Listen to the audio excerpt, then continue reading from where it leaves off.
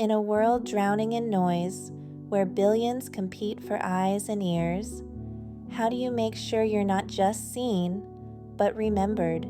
This is Law 6 from the 48 Laws of Power. Court attention at all cost. Whether through brilliance, scandal, or sheer audacity, those who master this law don't just enter the room, they own it.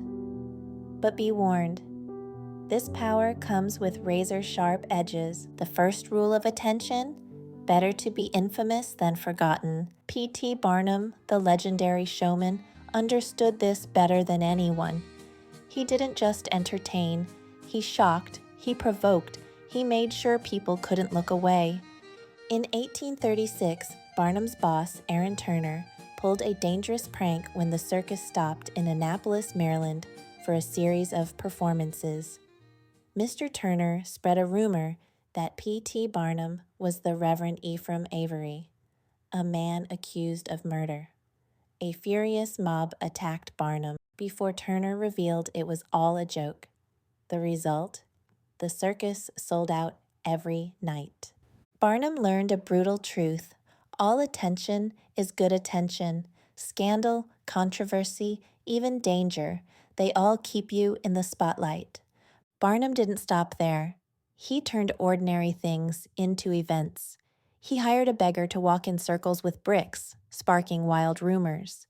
He advertised free concerts, but hired terrible musicians, driving people into his museum just to escape the noise.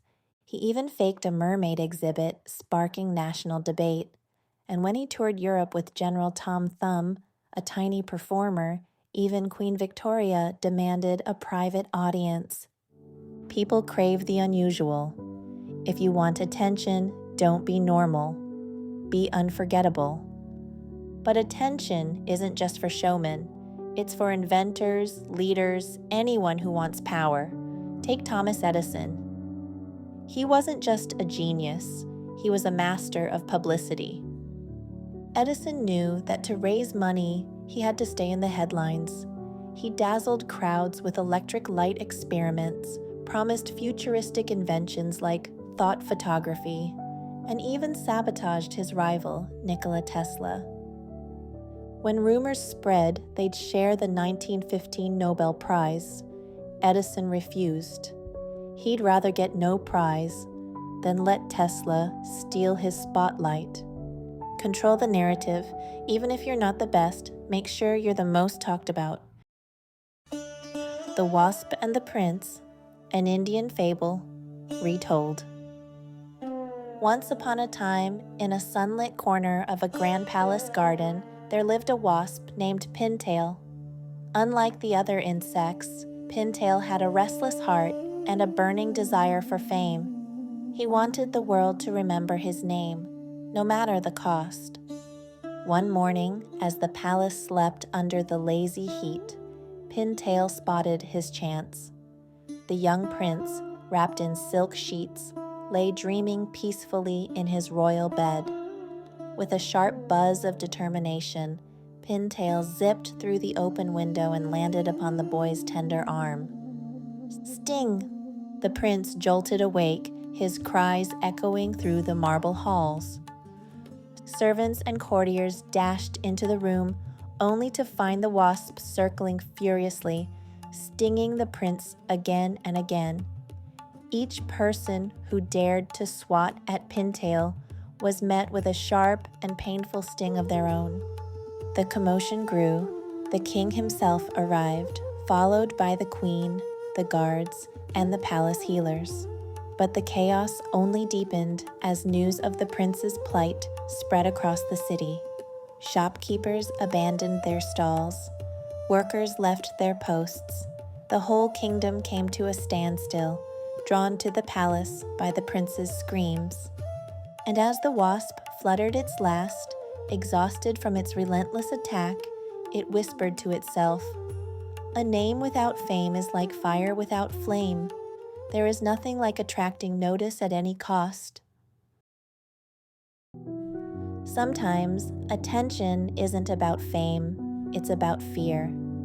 And no one used mystery to terrify like Hannibal, the Carthaginian general who nearly destroyed Rome during the Second Punic War, 219 to 202 BC, trapped in a marsh with the Roman army blocking his escape, Hannibal ordered his men to tie torches to thousands of oxen. At night, the Romans saw what looked like an endless army marching up the mountain, fires everywhere, horns blaring. Convinced they faced demons, the Roman sentries fled in panic. By morning, Hannibal was gone. When you're cornered, create confusion. Make your enemies question reality. But what if you don't have an army? What if you're just starting out? That's where mystery comes in.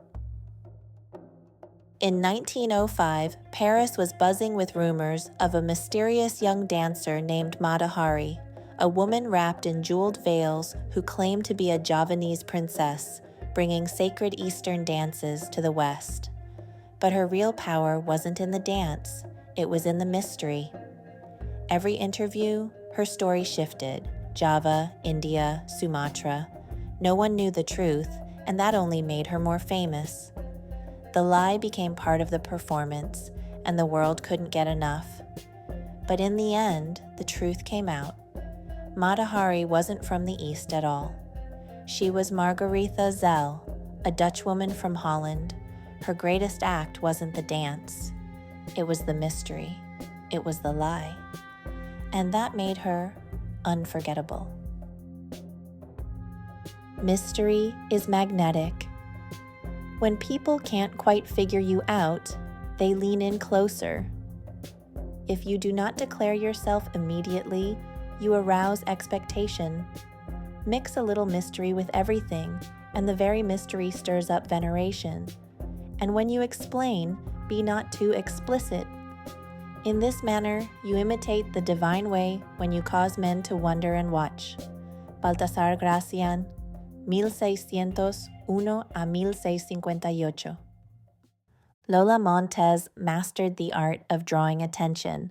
Born to a modest Irish family, she used her charm and boldness to climb the social ladder, first as the lover of Franz Liszt, then as the mistress and political advisor to King Ludwig of Bavaria.